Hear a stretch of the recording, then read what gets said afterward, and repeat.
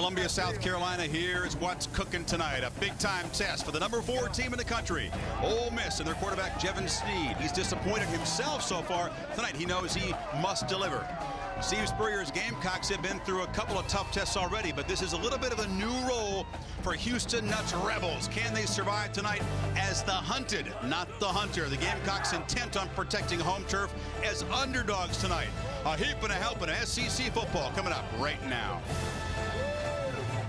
And we welcome you to ESPN's College Football Primetime, presented by Applebee's on a steamy night in South Carolina. Williams-Brice Stadium ready to watch the Gamecocks take on the 4th-ranked Ole Miss Rebels. Ole Miss moving up to number 4 because some teams ahead of them lost, but it's a little bit of an unfamiliar position. The Rebels do roll in with an 8-game winning streak, second longest in the country. Jevan Snead, a very hot NFL prospect as a junior quarterback. You got Dexter McAllister, the 5'9" weapon. He's the quarterback in the Wild Rebel. A talented team. They have the components, but they haven't yet come together on the young season. Tonight, they'll have to be at or near their best to survive the SEC opener, a road game against South Carolina. So there's mystery in the air, and that makes it a whole lot of fun. Welcome, Chris Fowler, Craig James, Jesse Palmer, Aaron Anders will join us. Yes, Ole Miss is number 4, their highest ranking since a guy named Manning was quarterback. Archie Manning. Back in 1970, but they've kind of inherited that ranking. Is this team for real? Are they as good as they think they are, as everybody thinks they are? We're going to begin to find out tonight. They're going to have to step up their play. The first couple of opponents, not really inspired, had some guys with the flu, had some excuses. Now they got to put it together tonight. I really think Ole Miss has to be firing on all cylinders if they're going to get this win here tonight. They got to get going early on offense, and they haven't been able to do that so far this year because they've had a lot of inconsistent play from their quarterback in Jevan Snead, and that's surprising because there's been a lot of preseason Heisman talk surrounding him, a lot of NFL draft talk, and in Jevan Snead's defense, he hasn't had a great last couple of weeks. He missed about a week of practice with the flu. His grandfather passed away. Now, he said he's healthy and he's ready to go, but Houston Nutt has acknowledged that he needs to play within himself if they're going to get a win here tonight. A lot of unknowns about this Ole Miss team heading in tonight, but Craig, on the other hand, South Carolina, a team that's already been tested early this year. We like them. You've seen them. You Absolutely. Like them. I mean, what about you? You think they're a pretty good team? They're pretty good, but Ole Miss needs to win this game if they're who they think they are. I'm just saying. South Carolina is a good football team if they put it all together. Eric Norwood on defense is a player that you have to be aware of. Every time we call one of his games, he has an interception for a touchdown. He recovers a fumble. He leads their team in the school in history sacks, 26. He's a great player. Offensively now, Stephen Garcia has to match Jevan Snead. No question about that. But here's a young man that in his first game this year threw 22 times in one ball game. They've since upped that pace. Last week he completed 74% of his attempts. They're throwing the ball down the field. That's making a big difference in the entire makeup of South Carolina's football team. So they're going to have to get after it tonight. If he's going to do well to match Jevan Snead, they have a chance. They'll try to come after him with Greg Hardy, but he's nursing an ankle. He's a game-time decision, and game time is getting near from Columbia. Ole Miss and South Carolina. Back to Reese and the gang in the studio. And welcome back to the SEC on ESPN as the Gamecocks take the field, trying to protect home turf tonight as underdogs against the 4th-ranked Ole Miss Rebels. Typically, games in this series close, decided by a touchdown or less, 11 out of 14 times. The Rebels must open the SEC campaign with a couple of road games, so this is their first real test of 2009. And the nation sort of looking in to see if this team is worthy of that ranking, if they are true contenders to win the SEC West and perhaps the BCS. Steve Spurrier been in this position many times. His team went to Oxford and knocked off the Rebels a week after Ole Miss had beaten Florida in the Swamp. And Spurrier, a very young team, but a good feeling about these Gamecocks. Aaron on the field with Houston Nutt. Thanks, Chris. Coach, in your team's first big test of the season, what's the #1 thing you need them to focus on tonight? Right now, this first 5 minutes, handle this wave of emotion, crowd noise. Jevan, just take care of the ball for us. Backs, take care of the ball. Defense, play hard. What about Jevan? What's most important for him to concentrate on? Just the main thing is just take care of the ball. You don't have to force it. You don't have to be Superman every play. Take care of the ball for us. All right, Coach, thank you. Chris? Aaron, thanks so much. Houston is revved up. He's got to manage his adrenaline, Jesse, and so does his quarterback. That's been the problem for Snead. A little too much gas early on. Jevan Snead wears number 4 because he's a huge fan of Brett Favre. And Brett Favre early in his career would get very anxious early in games. He'd throw those hard laser balls that used to drive his old head coach Mike Holmgren absolutely crazy. I've played the position. I know you can get very pumped up in big atmospheres like this. Jevan Snead has to just relax, play within himself early. I tell you who you played for was Steve Spurrier. And Steve Spurrier is a guy who has to match the intensity and the focus and the strategy of Houston Nutt tonight. It's going to be a very emotional start to this game. Obviously, Ole Miss wants to come out showing who they are and what they're going to be. Cocky getting the home crowd revved up. It's a steamy night here in South Carolina. Both these teams played last Saturday. Depth could be a factor as we get into the third and fourth quarter. Fairly humid. But high 80s under the lights in Columbia as we're set to kick it off. South Carolina won the toss, and the ball coach said, "We'll take it" to start the game. Kicking off for the Rebels, the freshman, Andrew Ritter.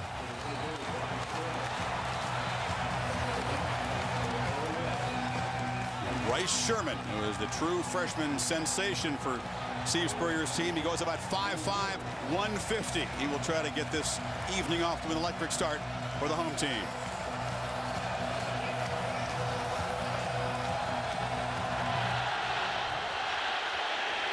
The little man will have a chance at the 6. Gets the corner.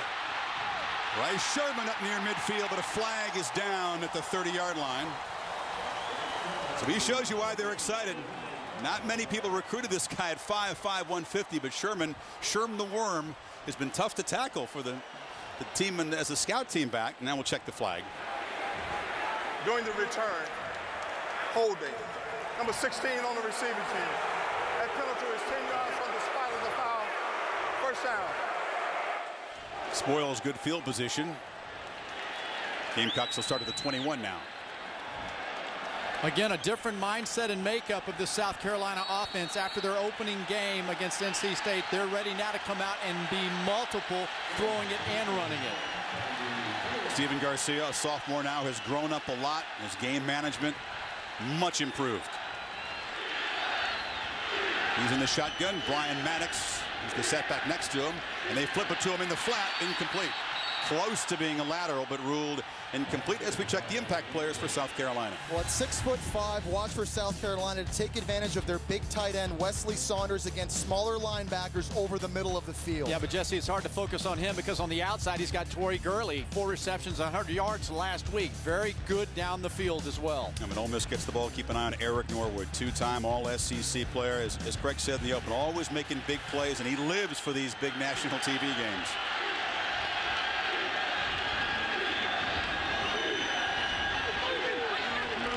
On 2nd and 10, Garcia flips it across the middle, and he finds his tight end, Wesley Saunders, who's the leading receiver on this team, but they'll keep a close eye on him tonight. Alan Walker on the tackle. Going back to Steven Garcia, Coach Spurrier pointed back to the game 2 weeks ago against Georgia as a real turning point for his young quarterback. It was a career day for Garcia. He really started buying into the system. He's playing the way Steve Spurrier now wants him to play, and because of that, the offense has really blown up here in the last 2 weeks. Yeah, Saunders had 8 catches in the Georgia ball game. 3rd and 7.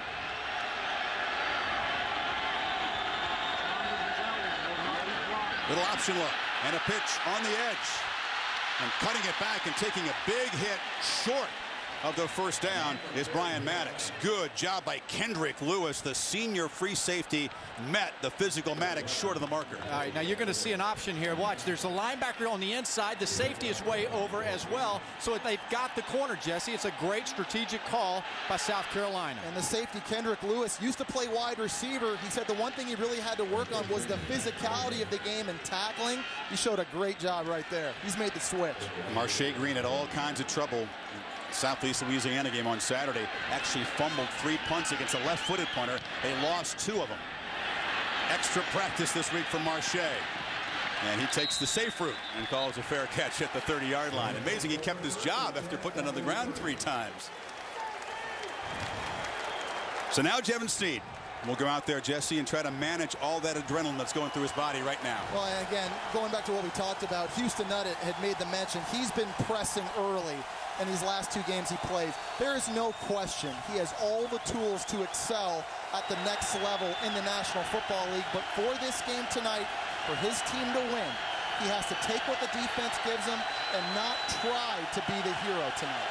And he should have a good running game, typical of Houston Nutt's teams. Brandon Bolden, the sophomore back who blew onto the scene as a freshman last year, has the first carry, but they string it out. Akeem August on the stop. Impact players for Ole Miss. Well, Dexter McAllister is a game breaker. You'll see him lined up at wide receiver as a running back, and you'll see him take direct snaps from the wild rebel formation. Yeah, multiple threats on this team. Brandon Bolden, I like his pad level, the way he runs the football, plus he can catch it out of the backfield. Shea Hodge, the SEC's active leader in catches, receiving yards, and touchdowns. On second down, play action to Bolden. Now they flip it to him out of the backfield. He breaks a couple of tackles and then is hammered by Matthews. Cliff Matthews lost his hat on the tackle, and a flag is down. Illegal block in the back. Number 75 on the offense. That penalty is 10 yards from the spot of the foul. Replay second down. And they got one of the 2 new starters up front, Rickshaw Johnson, the right guard. I'd let Bolden get a breather and put him back in there. You saw how good he can be.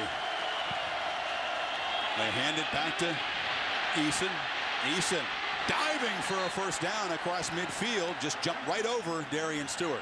That's what competition does for your football team. When you have a number 2 back sitting on the sideline like Eason, and he sees his partner in front of him, Bolden, get off, and you finally get a chance to get in the game, you give great effort. You want to stay out there. And these guys are unselfish, too. They understand that the fresh legs need to be out on the field to give this team the best chance. We're going to see some Enrique Davis, a sophomore running back, also tonight work his way in that rotation. How about that dive, tuck the shoulder? That was strong form. Here's a first down handoff. It's Bolden back in there, and he muscles for about 4. Again, Mark Jean-Louis, the big guard, put as a lead blocker at the fullback position. If Ole Miss, Jesse, Chris, if they can establish this kind of downhill, ISO in the middle, tough football, South Carolina's defense doesn't have a lot of quality depth on the D-line. Well, they should be able to, because Ole Miss averages 314 pounds up front. They want to wear down a defensive line that is not very deep. Here's Dexter McAllister, the first look at the wild rebel. McAllister hands it off. Bolden muscles ahead. Tough to bring him down. He has a first down. So the first look at the formation that Danny Nutt first came up with when the Nutt guys were coaching at Arkansas. McAllister not quite Darren McFadden when it comes to running this and just handing off there. And this wild rebel formation is something we're going to keep our eyes on all night. Last year in their 31-24 loss to South Carolina, South Carolina's defense did a better job shutting it down in the second half, using different fronts. We're going to go over that tonight and show everybody back home what we mean. They'll keep Giannis on the inside handoff for the guy like Bolden in the ball game in the wild rebel. Eason tries the middle. So Tyrone Nix watching his defense take some body shots in this Ole Miss possession. You know what? And if he makes them at Ole Miss be methodical and have long drives, he feels like his team has a chance. A guy like Eric Norwood will come up with a play, a good strategy. Just because Jevan Snead is playing quarterback at Ole Miss, don't think Ole Miss doesn't want to run the football. Houston Nutt's MO throughout his entire career has been run first, throw second, and you're seeing that here tonight. There's Mr. Norwood, Fowler. And Bolden is in the slot. Snead rolls, fires, a short pass is complete. Kirby Allen paid for it as Chris Culliver was there. This is the maturity, though, of a Jevan Snead, a quarterback. You know what? Backside tight end, Jesse, coming across. Snead's patient, doesn't rush the throw. He looks a lot more relaxed so far early this game than he has in the previous 2. He's just taking what the defense gives him. He's confident and comfortable with the fact they're running the football. He's going to let the game come to him. I think I could still follow a guy like that. 330 pounds. So you got 6 300-pounders blocking up front. Eason picking his way and gets the first down. That's a lot of beef to run behind. Let's see what he did. Let's go ahead and give the big fella some love. I mean, if you're going to get back there, what I like, Jesse, was when he cut back to the running lane. A fullback has to be like a ball carrier. Well, there's a reason he is back there. He has athleticism. You see he's able to stay on his feet, skip a defender, and then lower the shoulder. Coach Nutt said he loves contact. Andy Hartman, the regular fullback, has a sprained knee, is going to miss a couple of weeks. That's why they're using this wrinkle. This is Bolden.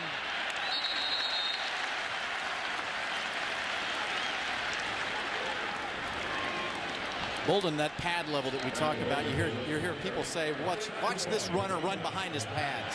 Flat back, whatever you want to call it. When you're behind your pads, defenders don't have as much room to hit you in the legs. And he's got a low center of gravity. He's very thick in the legs, and that's what makes it so difficult to bring him down, tackling him around the waist. It's tough.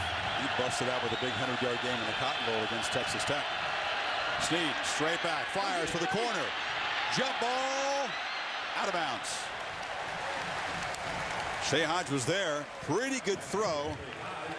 Just out, and they'll set up 3rd and long. Which is exactly the down and distance that they were trying to avoid here. The offensive coordinator, Ken Austin, said, we can't be in 3rd and long tonight. Well, he respects the ability of the South Carolina secondary. Yes, some of the players are very young and inexperienced, but Craig, you mentioned it earlier, they are very gifted, and if the ball's in the air, they can go up and get it.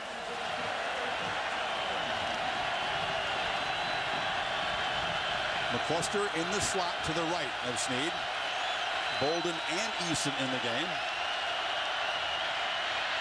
They only rush 4. Over the middle, a dangerous throw, broken up and almost intercepted. Shaq Wilson, the linebacker, dropped into coverage. Not a smart throw. Well, and it really starts with the protection. Eric Norwood on the last 3rd and long had a sack, right?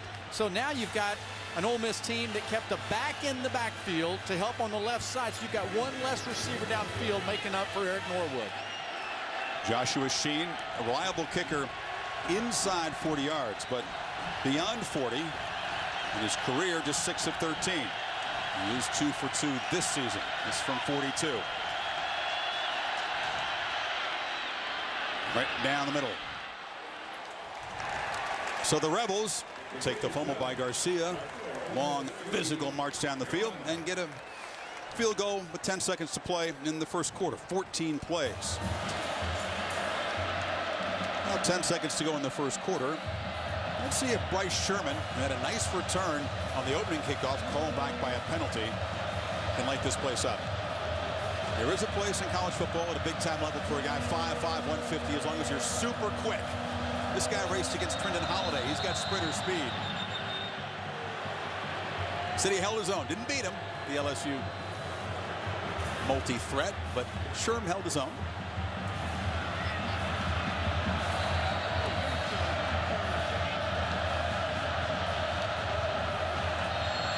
Andrew Ritter to kick it off. We're having trouble getting the ball on the tee tonight. It's like a 2-mile-per-hour wind. I don't know what's going on out there. Marcus Temple going to have to come in and hold this. One less player running down the field for coverage right off the bat. South Carolina want to take advantage of this to set up good field position. They get a new team. There's no breeze down there. What's wrong with the old orange team? You know, you got the goalpost, put it in there. Old Southwest Conference style. Absolutely. Put a square toe on that young man. That's a short kick. Sherman at the 10. Well, he shows his quickness, but he's not going to break many tackles at 150. Corralled at the 22 with 4 seconds to play in the first quarter. The drive to the national championship direct TV bus. Craig, you were in there for a couple of hits on College Football Live. That was our ticket to the game tonight. Absolutely. We had a nice, enjoyable, comfortable ride over. Now the bus can find us. We're never safe. Hope the cooler's fill for the ride home. Yes, Gatorade, Gatorade. Not what I had in mind. So this will be the last play of the first quarter.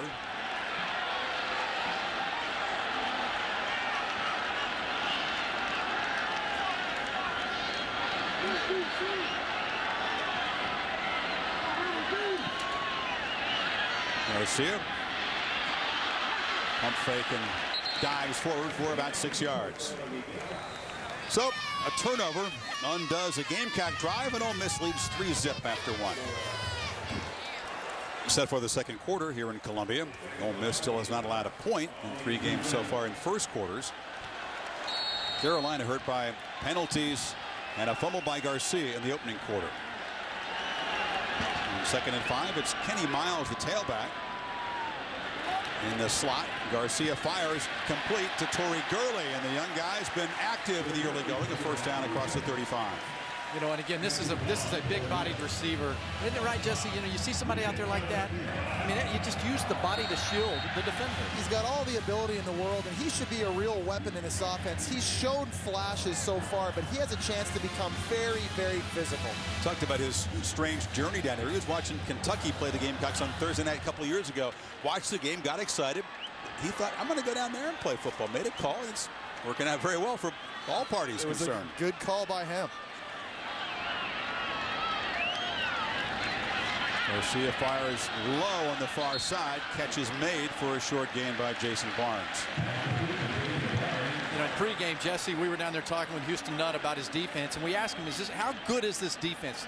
And he's, you know, hey, it's better than I think last year. You know, especially we had Hardy out there.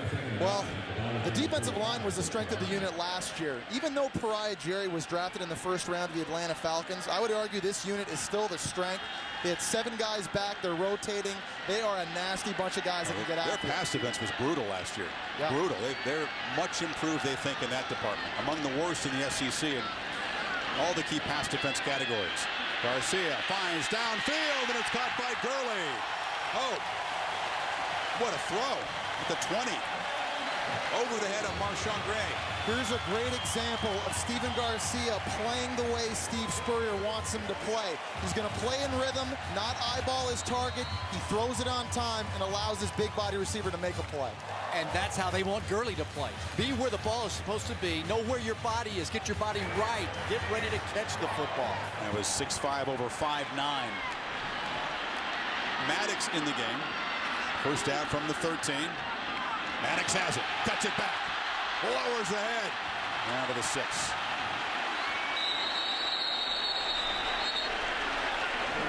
Go back to this now. They've made the officials and college football saying we are really going to protect players. You cannot lead with a helmet.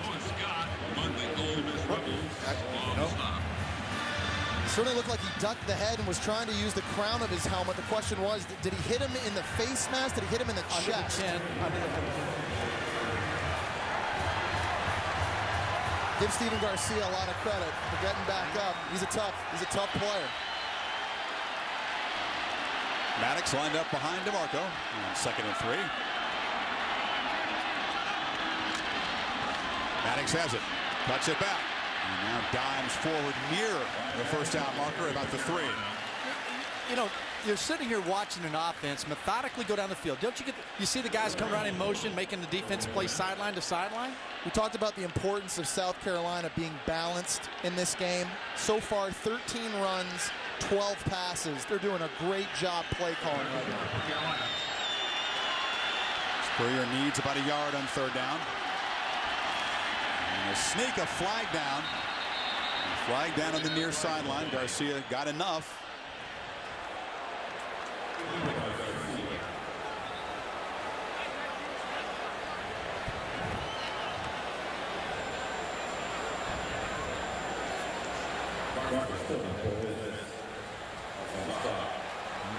Houston Nutt says it's on them. Boy. Illegal shift. Illegal shift. 2 men moving at the same time without getting set on the offense. 5 yards from the previous spot. Replay 3rd down. Costly. So costly. Instead of 1st and goal for 3, now you got to make a tougher 3rd down. That's the 4th penalty now on offense for South Carolina, and coming, like you said, Chris, at the worst possible time. We used to always go short yardage goal line on the same snap count. If it was 2, it was 2, but we were consistent. You know, don't get cute, don't get gimmicky because of a situation just like that. You have everything. How cute do you get right here, by the way, on 3rd and 6? Well, you got to throw it. I mean, I'm thinking you're going for points right here. They've done a good job in red zone situations, not turning it over this year. 4 receivers for Garcia. Fires short, drops. Gurley had it right at the marker. Kendrick Lewis was there. Here comes a field goal.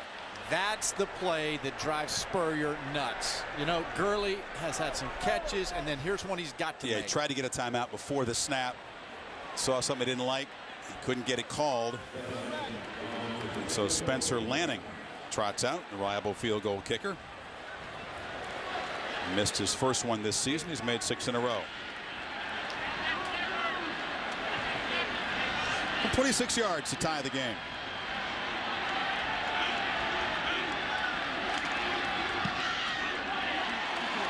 So both teams generate a field goal. Both of them feel it should have been more, especially South Carolina. That's a win for Houston Nutt's team, as the penalty once again hurts the Gamecocks. Kickoff coming up. South Carolina, 8-minute drive for a field goal after Ole Miss used 6:18 to get 3 points. Adam Yates to boot it away. He's been having a hard time getting near the end zone, so this should be a return. Angle to Bolden. Bolden muscles out across the 35-yard line. He'll take over at the 33 or so. Okay, Reese. Snead, a play-action fake on first down. Fires near side. It's caught by Lionel Bro, who's forced out near the marker at the 42 by Alonzo Winfield.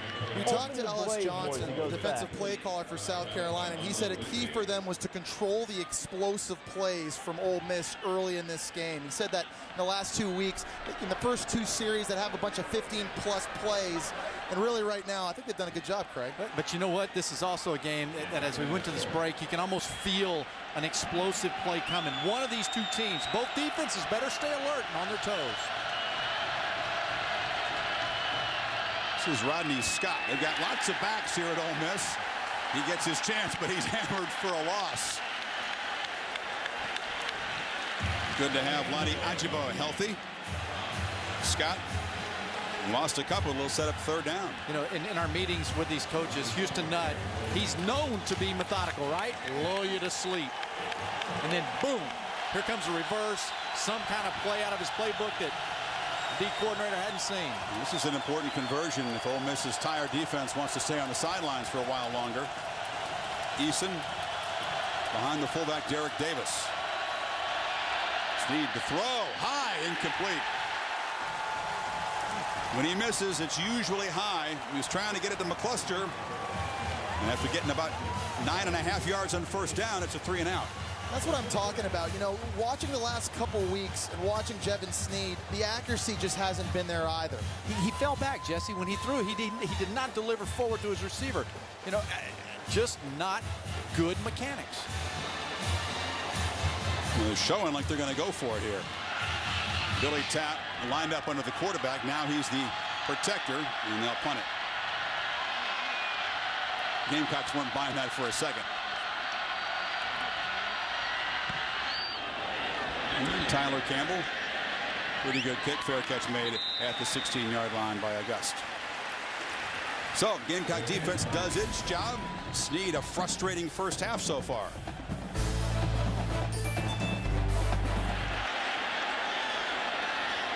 Kenny Miles to the left of Garcia.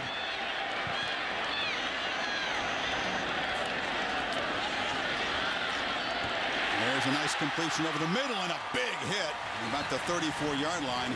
Henrik Lewis lighting up Miles, but that gets Garcia back on track. He'd missed 4 in a row. It's a really nice job play calling by South Carolina because, again, they understand their athletic running backs are going to be matched up against slower linebackers. And like you said, Chris, they're easier throws for a dinged-up quarterback to make.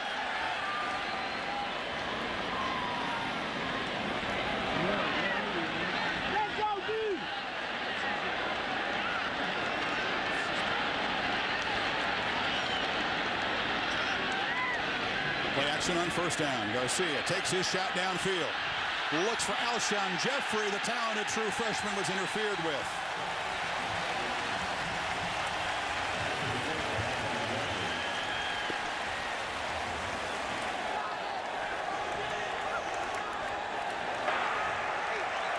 There were 2 fouls on the play. Holding on the defense. Number 24. That penalty is declined. Pass interference. Number 8 on the defense. That penalty was 15 yards from the previous spot.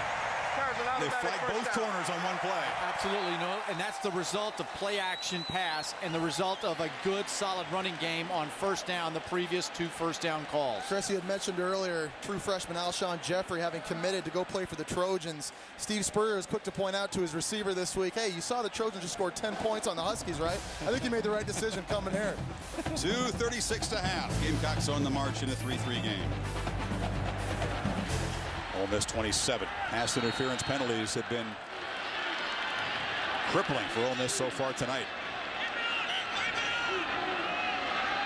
Helped set up a field goal in the Gamecocks' previous scoring drive. And they set him up here at the 27. Toss to Miles. Gets it back. Dives for 5. It's a different attitude, don't you think, Craig? When you watch South Carolina play offense this year, the commitment to run the football and run it downhill and try to establish that. And the fact that Garcia at the line of scrimmage right there checked to that play. It was a run or pass check with me. First game we saw him against NC State, he wasn't doing that. Garcia takes a shot at the end zone, goes for Gurley, and it's off his hands. They went after Green again, and Gurley went up, had a play on the ball. That's just, you know, it really is going to take time for Gurley to understand how to get his body right to fight for a ball. Well, Randy Moss and the best in the world at doing this just have a knack for being able to go up and high point the football and give Marche Green. He's battling. He's doing the best he can. And at 5'9", actually gets that right hand to swat that football away. Very nice play. Green limps off.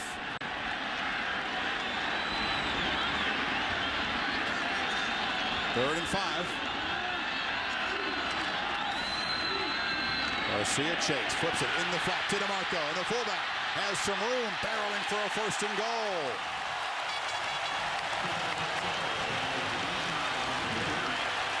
He was wide open. He was wide open. This was an excellent call by Spurrier. Watch the fullback in the middle, stutters, gets by the defensive end who can't nick him. Linebacker on the inside got crossed up, didn't he? He got picked, and this is another good call, expecting man coverage, getting these backs to leak out of the backfield, moving the pocket, so Ole Miss cannot just tee off on you. And you saw Greg Hardy playing on a bad wheel, couldn't quite get there quick enough. Definitely not 100% tonight. Twin tight ends on 1st and goal. Miles again hammered, and another flag is down. Jeremy McGee, the backup corner with Green out, made the tackle. Both sides just really hurt themselves with flags tonight. This one's going to set the Gamecocks back. Again, they get down inside the 5 and a penalty. Second time. Holding on the offense, number 57. That penalty is 10 yards from the previous spot. Replay 1st down. Hey, you know what? What you call them, war daddies on the inside? Oh, yeah. Big Poe, 57, 6'2", 330 pounds, down from 380. He's mugging the inside of that O-line. He's kind of a poor man's Terrence Cody. No longer as big as Mount Cody is over at Alabama, but he is a run stopper who can also get in the backfield and create a sack. So 1st and goal. Ball now back at the 12. Garcia looked flat, fires back over the middle. Gurley is the man.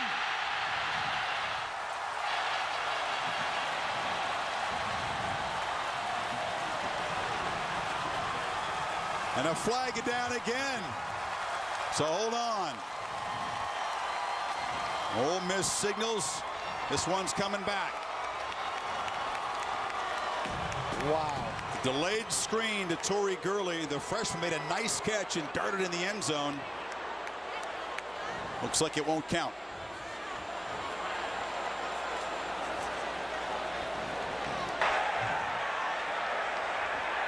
Have an ineligible downfield. Number 72 on the offense. That penalty is 5 yards from the previous spot. Replay 2nd down. So each team's had a touchdown nullified. They got Quentin Richardson, the right tackle. Well, the right tackle, Quentin Richardson, was further than 3 yards downfield, which is why that got called. How about this, guys? Torrey Gurley has now had 4 touchdowns called back this season. Right side. Poe, big 57 again, wreaking havoc. I don't see it. They got the wrong guy. They for sure got the wrong guy. He was not downfield. No question. The play happened so quickly. That's surprising that anybody could be downfield, but it wasn't 72. Definitely not. He was in the backfield. One timeout left. 25 seconds in the first half.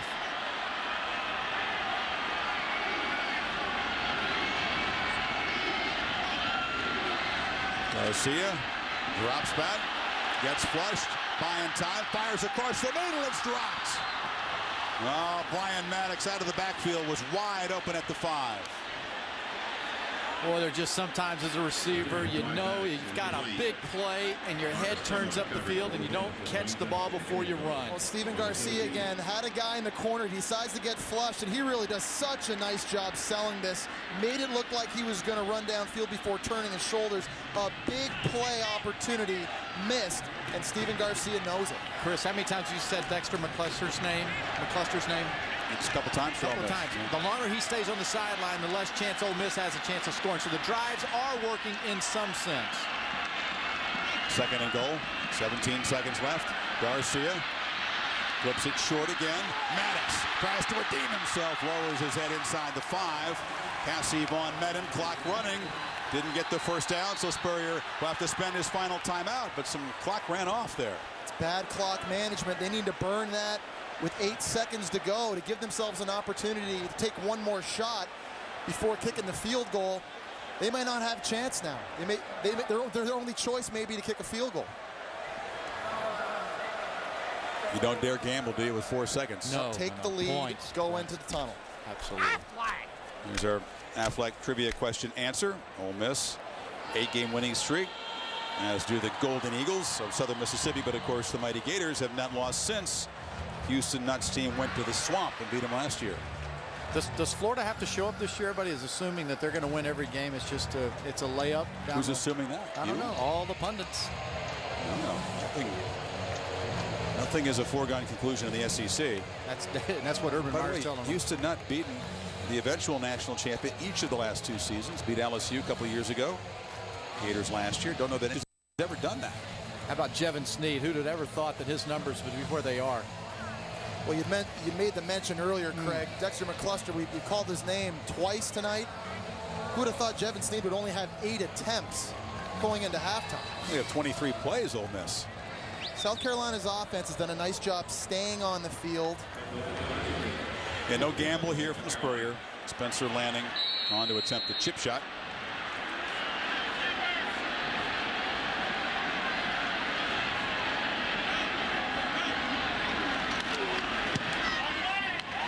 Two long drives for South Carolina produce a couple of field goals. Sloppy first half for both sides. A frustrating start for Jevan Snead. Steven Garcia playing hurt, but his team trots off with a 6-3 lead as we go to the field and Aaron Andrews. Aaron trying to get over near Houston Nutt. And she's got him now. Aaron? Coach, slow start for Jevan Snead. What's giving him the most trouble? Well, we got to do a better job protecting, and we're going to hit some throws in the second half. 1 for 5 on 3rd downs. What's been the problem? That's the problem, right? We've had a couple missed blocks. We got to make those first downs on 3rd down. Houston, thanks. Chris? Well, they've been a slow starting team so far this season. Houston not hoping his team will regroup after halftime as they have before, but a tougher assignment tonight. Let's go to Reese, Lou, and Mark, IBM halftime report. Wasn't pretty in the first half, folks. More penalties, 11 of them, than points. Big statistical edge for South Carolina. Ole Miss, the number 4th ranked team in the country, trying to back up that ranking, show how good they are. 4 first downs, all of them on their 1 field goal drive and 71 total yards. Well, they need to throw the clips away in the locker room at Ole Miss. They need to come out and say, hey, look, this is 2009. It's not 2008. We need to get it going this season. We said that coming in, Jesse. You know, we didn't really know what to expect from an Ole Miss football team. Are they the number 4 team in the country? They don't look like it right now. Quarterback Jevan Snead needs to settle down. He's made poor decisions. He's had bad mechanics. He's looked hurried.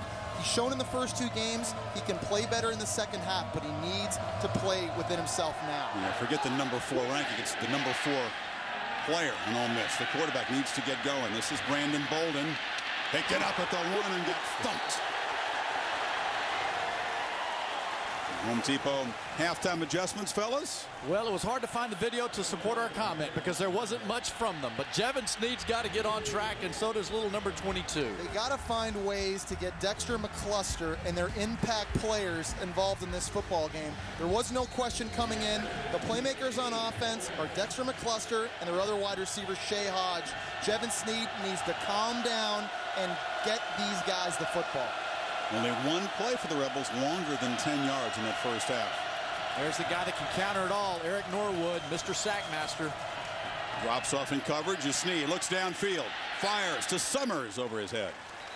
They had to rally, though, for 28 points in the second half against Memphis. That was a deceptive score. If you didn't realize it, Ole Miss struggled in the Liberty Bowl right until the fourth quarter. Sloppy game. And here's the flip side of that. South Carolina defensively, so far this year, has played much better in the second half than they have in the first half. Against Georgia, they gave up 31 points in that first half, only give up 10 in the second. Last week against FAU, 16 in the first half, shut them out in the second. So while Ole Miss gets better on offense late, so does South Carolina defensively. 2nd and 10, draw play. Eason, drop for about a yard loss. Cliff Matthews, a big night. I really like the way Ellis Johnson, the defensive coordinator that time, came with a little crossing stunt on the middle of the field. You've got to change the pace and the rhythm. Look in the middle of the field, defensive line, and you'll see the crossing stunt that they do. It just slows down the aggressiveness. Defensive end comes inside. No push.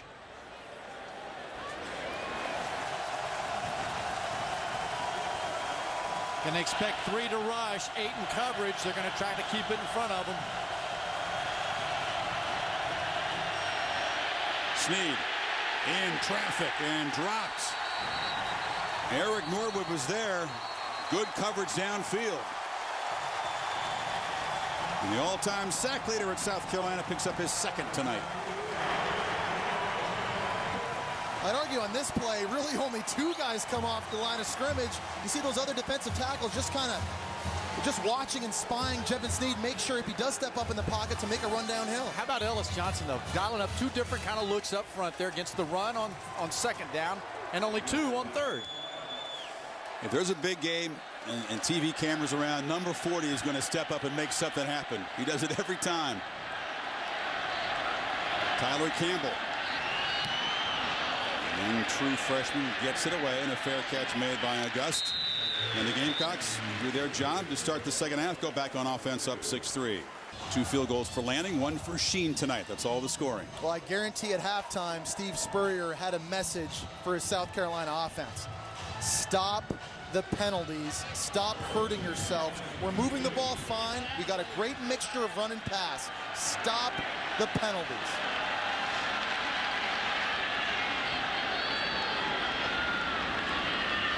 Garcia fires on 1st down, and Mo Brown has it. Brown escapes. And a foot race. Mo Brown inside the 10.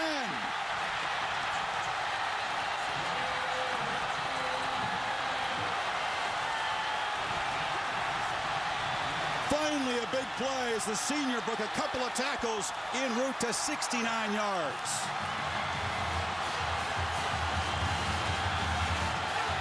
It starts with formation. We see the bunch again on the left side. They focus on Saunders in the underneath pattern, the tight end. Mo Brown makes a big play down the field. Cassius Vaughn, defensive back, not able to make the play. Mo Brown, a senior that's taking over for Kenley McKinley. He's playing that position. Looking a lot like Kenny McKinley on that play right there. Now can they cash in? They've been close before and had to settle for field goals. 1st and goal, just inside the 10. Garcia with an option look. Little stutter step. The pitch is bobbled by Miles, who collects it and picks up a yard. This is not really an option team. And if you don't practice it a lot, it's tough to execute, isn't it? Steven Garcia still needs to do a better job attacking that defensive end and forcing him to commit. Craig, I thought on that play he pitched that way too early, and that gave that Ole Miss defense a chance to go crazy, Craig. It looked like he came out getting ready to be hitting the mustache at the guard level. He needed to keep going to the tackle box. Again, it's not really a big part of their offense. Whoa, what's up? Well, we've seen 3 crazy 2nd down calls tonight when teams get down and having success. DeMarco, the fullback, lined up behind Garcia on 2nd and goal. Garcia pressured, flushed, and dropped. Kentrell Lockett got him. And those War Daddies up front. Kentrell Lockett, a guy Tyrone Nix really likes, said he's pure speed coming on the outside. 6 guys this time. Ole Miss, they come, they put a little pressure. Tyrone Nix saying, I'm not sitting back, I'm coming too. There's a mismatch against the fullback too. Lockett just overpowering DeMarco. So 3rd and goal, and they're back at the 13. What do you got for me, Coach Palmer, on this one? Well, you're throwing to the end zone again. Steve Spurrier, I guarantee, is not settling for field goals in this football game. I'm thinking Torrey Gurley or your big tight end Wesley Saunders, somewhere maybe over in a jump ball situation over the middle of the field. I got one for you, Coach Fowler. Top of your field, right slot. Mo Brown, 9, maybe a little inside screen. Garcia fakes it, dumps it over the middle, almost intercepted.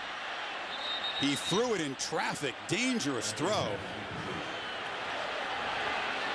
And it'll be a field goal attempt coming up as Greg Hardy, defensive end, had dropped in coverage and almost came up with it. Smart. Thinking screen as well. Hardy, a guy that's been around, reads the lack of push with the offensive line. And it's disheartening for South Carolina offensively. 3 red zone trips, 3 field goals. Not just 3 red zone, 3 1st and goals and 3 field goals.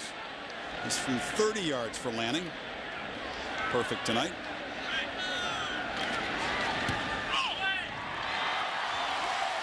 He's 3 for 3, but again, statistical domination by the Gamecocks, yet they can't pull away.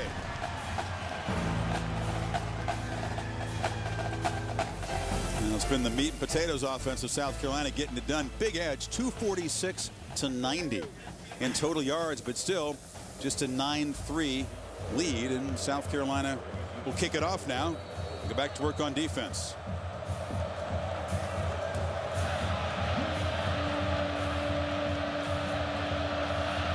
Bolden and Eason are deep. And this is Brandon Bolden. Couldn't run out of a tackle. Dropped at the 28.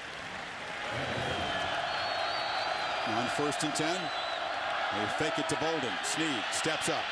Has time, and now will be dropped for about a 1.5 yard gain. Clifton Geathers closed ground in a hurry. Just doesn't look comfortable. No, I was just going to say that. Does he? No, not at all. No, and no rhythm. Not the same guy that we talked about. There was so much expectation on this football team coming in based on preseason expectations of Jevan Snead. And how would they handle that tonight, coming in here as the hunted team? You can say that just another game. Players aren't concerned with rankings and height, but they are in 2009, I promise you. On 2nd down, Snead fires along the sidelines, incomplete. It was low. Marquis Summers couldn't come up with it. I'll tell you something to watch for as we move along here in the 2nd half. A big injury to Traven Robertson, the starting defensive tackle for South Carolina. He's out of the game now. They are very, very thin right now at D tackle. Dexter McAllister here on this last play. You know, get the guy the ball in open space. Let him have it. See your guy. Know your playmaker. Know the best guy on your offense. Get him the football. They've been so poor on 3rd down tonight. Just 1 for 6. McAllister was in the slot. Snead harassed and dropped. Matthews got there in a hurry. The ball came loose. South Carolina's got it.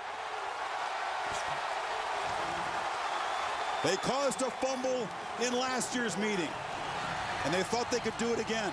Again, fellas, on 3rd down and long, a different look coming from Ellis Johnson. 2 guys are going to rush on the outside, and watch 3 stay in the middle. 9 guys in coverage. Well, schematically, Ole Miss does not want to block Cliff Matthews with the running back, and you're going to see him right here run right around Brandon Bolden, and he's able not only to get the sack, but to strip the football out of Jevan Snead's hand for a huge play, giving the offense the football back now in Ole Miss territory. Shaq Wilson got there, the hammer Snead, and now the Rebels defense already down 6. Pretty much needs to keep Carolina out of the end zone, the way their offense is playing. Empty backfield. They bunch the receivers to the right on 1st down.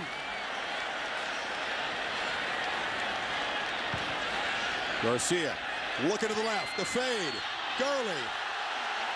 Broken up. He wants a flag. This time he won't get one. Cassius Vaughn defended. He always wants a flag. He always been right wants a a lot. flag. Every time, every game I've watched, if Torrey Gurley doesn't catch it, he thinks there's a flag. They will throw this maybe 80 times this year, and at some point, Torrey Gurley is going to have to come down with it. Did you see Gurley pushing off with his right hand? He had a touchdown call back earlier this season against NC State because he pushed off the defender. That ball's got to be thrown deeper, Jesse. You know that. He's got to throw that ball to the back of the end zone. At the same time, it doesn't look like he's very good yet at adjusting, finding the football, and positioning himself to make the catch. Going to the right of the formation. Garcia back on second down. Fires across the middle. A low throw, no catch. Deion McCorn went down. Couldn't come up with it. 3rd and 10. You remember that touchdown Gurley had called back? NC State, we were doing it, right? The NC State game? Yeah. I was watching on the couch, my friend. Oh, yeah? Kind of watching. I think I nodded off. Oh, that's right. You were doing the U.S. Open. Yes, sir. Oh, I was really not jacking with you. But that game, Jesse, you had me thinking, was I there?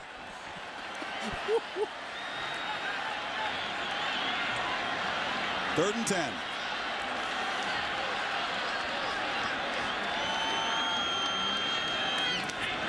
Garcia. Pressure. They pick it up. Fires across the middle. It's complete. Jason Barnes has a first down.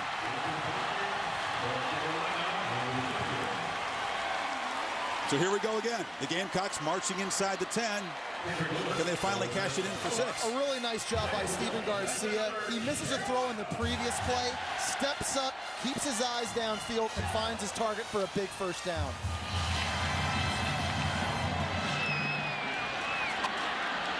This time in the red zone. They spread the field on first down. 4 receivers.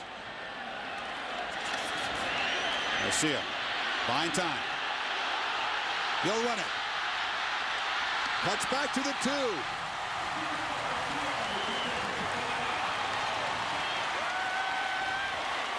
Stephen Garcia putting this thing on his shoulders a little bit. He realizes they need a touchdown this possession in the red zone. You remember now in the second quarter, Garcia had a nicked up body and it was really hurting him. Nice move on the corner. And Garcia looks like the guy that was a Heisman Trophy candidate as opposed to Jevan Snead in this football game. Miles behind DeMarco on 1st and goal.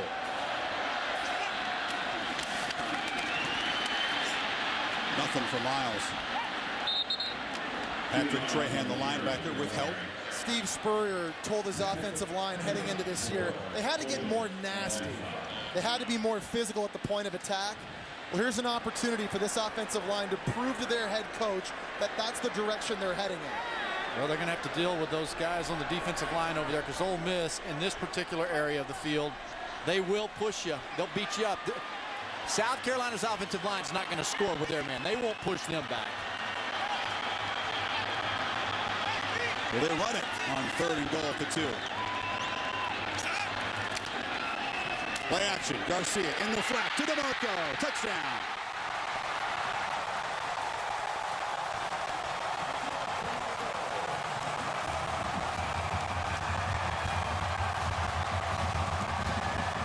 No flags this time.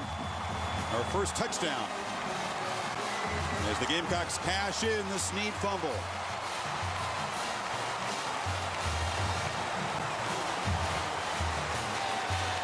Good drive by the quarterback, huh? And the mountain gets a little bit taller for the number 4 team in the country on the road.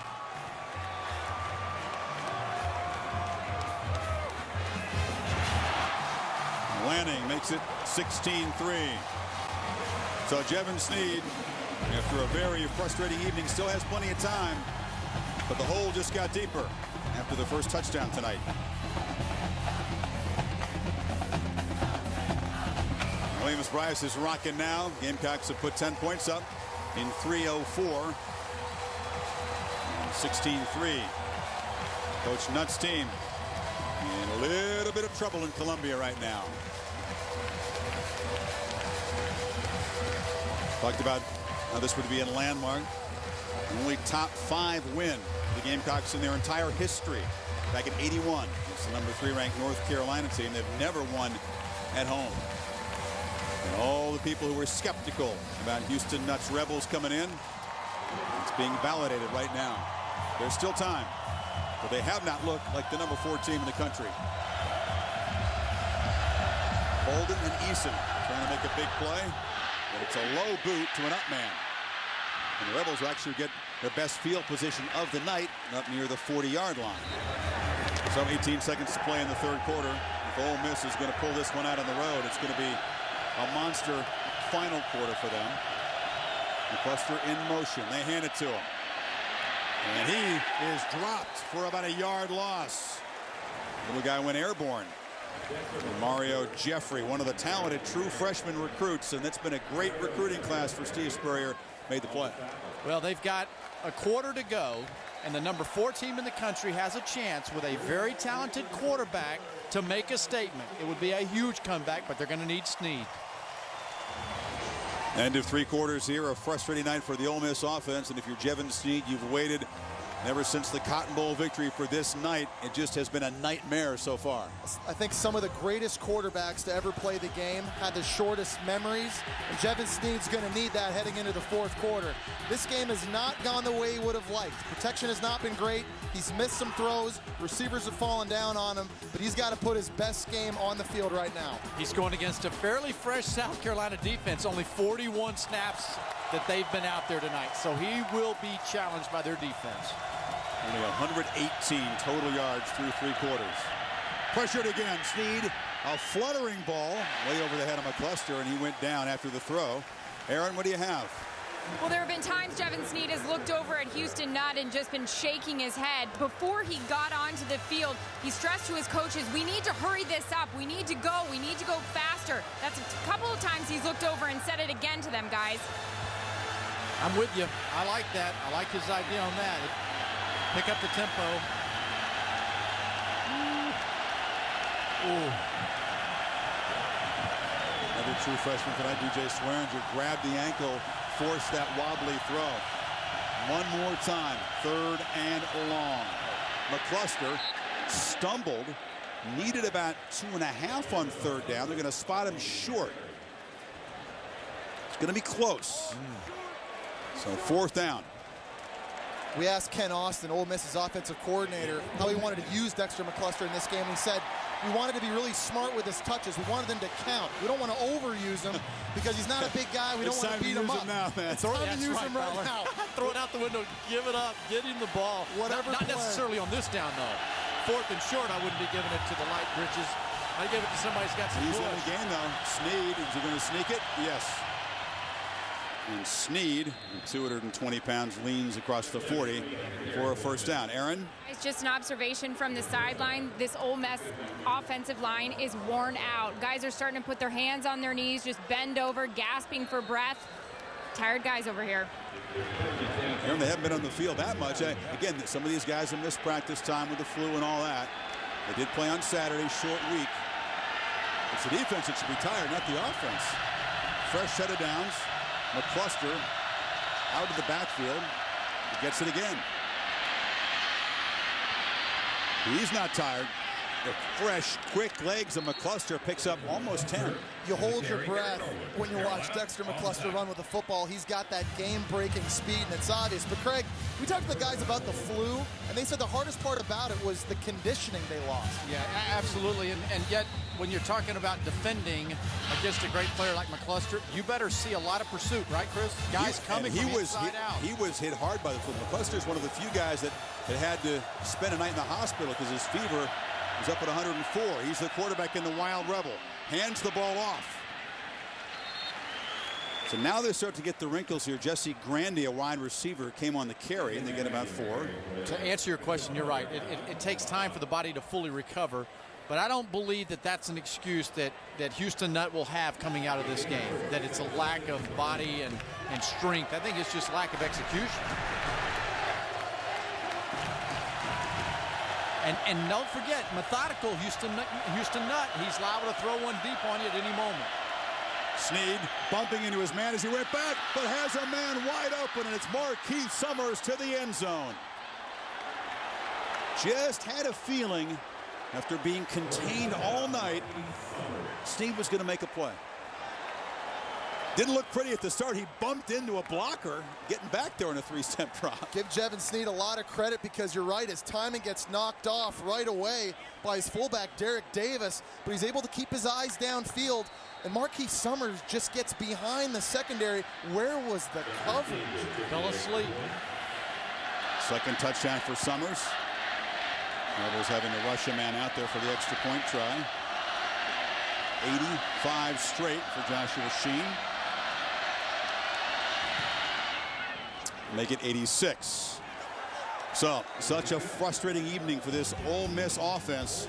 But suddenly, there's life. And the Gamecocks, who couldn't put them away, are now up by just 6 after the Summers touchdown. It took more than 50 minutes for Ole Miss to find the end zone. 83 yards on that 8-play drive. Only 118 yards for the whole game coming in.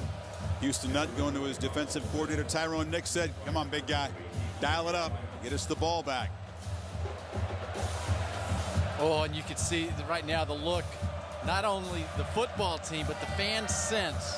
Jevan Snead and Ole Miss may have woken up with that little drive there. Knowledgeable crowd. They know that when you dominate a team in the SEC, a team as talented as Ole Miss, you got to try to put them away. Gamecocks weren't able to do that. Now it's just a 6-point game as Andrew Ritter boots it deep. And here is Bryce Sherman, the 5'5" freshman. Spins out of a tackle, but doesn't get the 20. Gamecocks take over at the 19. This is Kenny Miles, a first down run this time. Not much there. Aaron, what do you have? Chris, we just found out while Ole Miss was on offense, their entire power was shut off over here on their sidelines. No signals, no plays, nothing was coming down from the press box. I was asking some of the people over here, how were they getting plays or anything? And they said they weren't. They just did their own over here on the sidelines. Power is restored, by the way, so we're all good. Oh, that's good. Good to hear, because if one side loses power, the other side's got to take the headsets off, too, by rule. Second and long again. 4th possession in a row. Run it. They fake it. Garcia may end up running it, and he'll take another sack. Short loss. Juan Scott got him. I really think you got to bleed the clock right now if you're South Carolina on offense. And Craig, we've documented it all night. This is a very good defensive front they're going against. It's not easy, but with the game on the line, less than 6 minutes now, bleed the clock. Don't play to lose. No. And I think that's part of what Steve was saying the last 2 possessions. We're going to throw it on first down. We're going to be aggressive, but it wasn't working. Do you agree that Houston Nutt should have punted the ball there in 4th and 1? Yes, I do. Absolutely, just for this reason right here. You know, your defense is stuffing them. How cautious will they be now on 3rd and 14? Screen. Pressure. Garcia drops. Coming off the edge, Greg Hardy. Sucking it up, playing hurt tonight, makes a huge stop. He beat Quentin Richardson on the outside. Hardy's the guy that when he's healthy is about as good as they are in America. Look at from the left side here. Look at the push and the speed. They told us Greg Hardy was 80% coming into this game, and Tyrone Nix, the defensive coordinator, told us an 80% Greg Hardy is better than most starting defensive ends if they're 100%. You see that ability and the toughness playing hurt, making a big play when it counts. Yeah, he was limping around in the warm-up. The game-time decision, they go with him. 5 straight 3-and-outs, and there's an ugly punt. He's just trying to get away from it. And rolls dead at the 40. Again, didn't look good like most of this game, but it was effective. 54 yards. So another 3-and-out, 5 in a row, forced by that Ole Miss defense. And now Snead, off their first touchdown drive of the night, gets it back at the 39. McAllister from the tailback position, gets to the outside. Dexter McAllister in the South Carolina territory. They waited a long time to put the little guy at tailback, but he's having a huge 4th quarter. There's no mystery to it right now. They're dialing up whatever they can in the simplest way possible to get their best player on offense with the football. And if that means lining them up in the I formation and running in between the tackles, Craig, so be it. And I can tell you this right now. If South Carolina does not attack at the point of attack, they will have no shot of catching McAllister. He'll run right by them. He's got it again. Hurdles a man in the backfield. Has to fight to get back to the line of scrimmage. But this game has set up perfectly for Ole Miss. Chris, you said it earlier. You said, you know what, they've just been laying around. They haven't knocked them out. And Ole Miss just laying low in the weeds, waiting to come back. This is a team loaded with talent. They didn't look very good for 3 quarters, but the Gamecocks were not able to stick a fork in it. And McAllister and Snead and Hodge, these guys can play. McAllister has carried the ball the last 6 Ole Miss plays. But on 2nd and 10, Snead fires far side, caught. Pat Patterson, the true freshman, has a first down. He's another guy that they think has a huge future. Mississippi High School Player of the Year. He's a guy that offensive coordinator Kent Austin really likes because he says he's got strong hands. He's very, very physical and very difficult to bring down. He said when the ball's up in the air, he'll go fight for it. That's good traits to have right now on offense on this final drive. See that little smile from Steve Spurrier, kind of a helpless feeling. Watching his defense trying to stop Ole Miss. You know, strategically now, South Carolina's been bunching up in the box to stop McAllister. That's opening up man-to-man on the outside. You've got 8 around the box right now. There's a wrinkle. It's Bolden. Not McAllister, the wild rebel to the big physical runner. Muscles ahead for a short gain. Ole Miss content to let this clock run down inside 2:20. Steve Spurrier is smiling over there in the sidelines because he told us he's expecting dogfights now, week in and week out. Long gone are the days of Florida where they score 50 and they play the true freshmen and all the walk-ons late in the game. Well, they had to hang on against NC State, right? Break a pass up late. Had a drive fail the Georgia goal line. They've been in 2 of these games already. 4-down territory. That's why, Chris, they can be patient. They're planning on keeping the ball. Snead, it's a reverse. McAllister has it. Thought about throwing, cuts it back and takes a big shot. Darian Stewart, the senior, delivered the blow. Came in with a stinger. A shoulder injury, delivered a stinging shot there. I just said a play or 2 ago that if you're going to stop McAllister, you better go attack him, right? Now, if McAllister could throw the ball, it'd been big time. Go get him. And how about freshman defensive end Devin Taylor staying home, keeping his containment, not biting on the first sweep, but getting ready for the double reverse. Was he trying to pass the ball there? You think he looked like he was trying to line the laces up? He's 0 for 5 with 2 picks in his career passing. They tried a little bit of throwing out the old wild rebel last year. Didn't quite do it as well as McFadden does. He'd have been 0 for 6 if he'd have tried there. The receiver had outrun his arm. All right, what do you think on 3rd and 12? That get you 5 or 6. Get manageable, right? Exactly. You don't need the whole thing right now. This is the final drive. This will be your last possession. If you're Ole Miss, you need to get some of this yardage back. You still have 1 timeout left, but give yourself an opportunity to continue moving the chains. And the raid breaks out in Columbia. Norwood knows if he can make 1 more big play, the Gamecocks will have the win. 1 of 12 on 3rd down tonight, and they need 12. Snead chased. Sacked. Matthews got him. Again lost his helmet, but made a big play. 4th and 14. And Dexter McAllister wasn't even in the game. You know, the best player on their team's not in the game on a critical 3rd down attempt. And now they'll spend their final timeout to talk about a 4th down call. Give Ellis Johnson, the play caller on defense for South Carolina, a ton of credit. In some crucial situations tonight on big down and distances, he's been able to dial up some pressures to get after Jevan Snead. Now we'd expect on this final play, something that's been working is when they only rush 2 or 3 guys, let those defensive tackles just kind of spy Jevan Snead, force him to move up, and then get after him. And the reason the 2 and the 3-man rush has worked is it's lulled to sleep Ole Miss's offensive line. They have got to come out if they're the uncovered linemen and help on the outside because those ends have run right around the corner and they've gotten to Jevan Snead. So much at stake on this play. Again, Ole Miss ranked as high as they are at number 4 for the first time since 1970. This is the game circled on their schedule, their first big test of the season.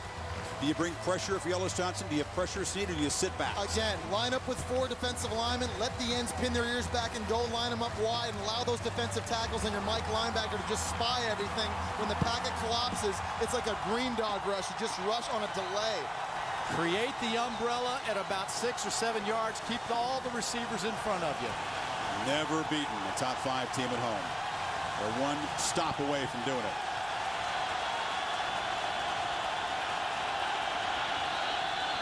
And the Rebels out of a timeout and an extra man on the field. Derek Davis was trotting off late. Now it's going to be tougher. 4th and 19. You saw a coach about 8 yards onto the field trying to get Derek Davis off. How does that happen out of a timeout? Just not into it the entire game. Before the snap, illegal substitution on the offense. 5 yards from the previous spot. Still 4th down. See Houston Nutt here at the top of the screen. He's about 8 yards on the field trying to get his fullback off. You're right. They talk about personnel groupings during that timeout. Who's going on the field? This isn't the CFL. You know what I'd like in this play here? You know what I'd really like is a hook and lateral. Get the ball in Dexter McAllister's hands somehow, some way. He's in the slot, Craig. Snead fires downfield. Incomplete. Battling for the ball was Darian Stewart and Shea Hodge. Gamecocks going to upset the number 14.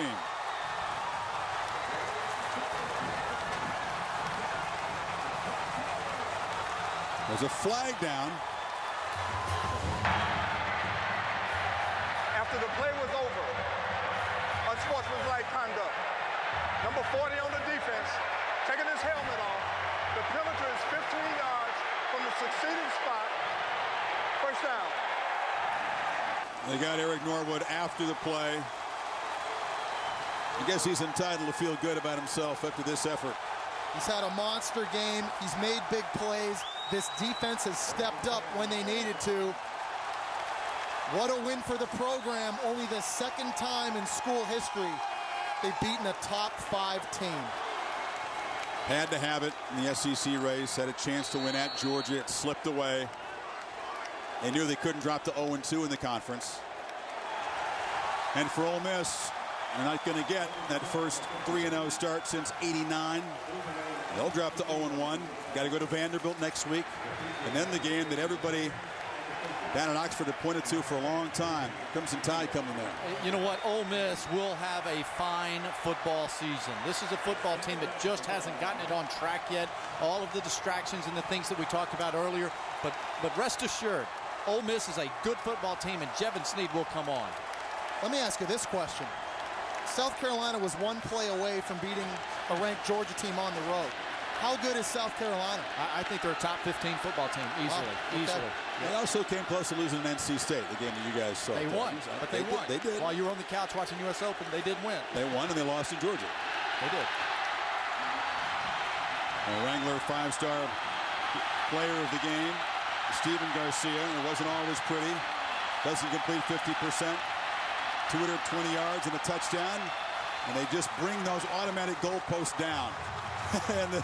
and the players are rushing the student section as Aaron Andrews fighting to get near Steve Spurrier on the field. Clock ticking down to 5 seconds. Frustrating night for Jevan Snead and a good one for Steve Spurrier. Aaron? Coach, I know you've been a part of some pretty big wins in your career, but this is the first time you've beaten a top 5 team at home. What does that mean? We beat Kentucky here a couple years ago, but our defense was really sensational. Our offense, we couldn't make a first down in the 4th quarter. That defense, what was key in getting pressure on Jevan Snead all night? All of our players played their assignments very well tonight on defense. And really proud of our entire team. It's a good win for South Carolina. Hopefully we get a little bit of offense going, but it's a great win for all of our fans and university. All right, Coach, thanks. Chris? You knew he wasn't going to be happy with the win because the offense wasn't good. The Gamecocks have righted the ship. South Carolina State and Kentucky, the next 2 games that got them here at home. Don't blow what you did tonight. Savor that fact. Whether Ole Miss really was a top 5 team in reality, that's for you to decide. They will certainly be dropping out of the top 10 after this loss. 16-10, South Carolina. This has been a presentation of ESPN, the worldwide leader in sports. Craig, Jesse, and Aaron, our entire team in Columbia. I'm Chris Fowler. So long for now. The Rebels go down. Gamecocks win at 16-10.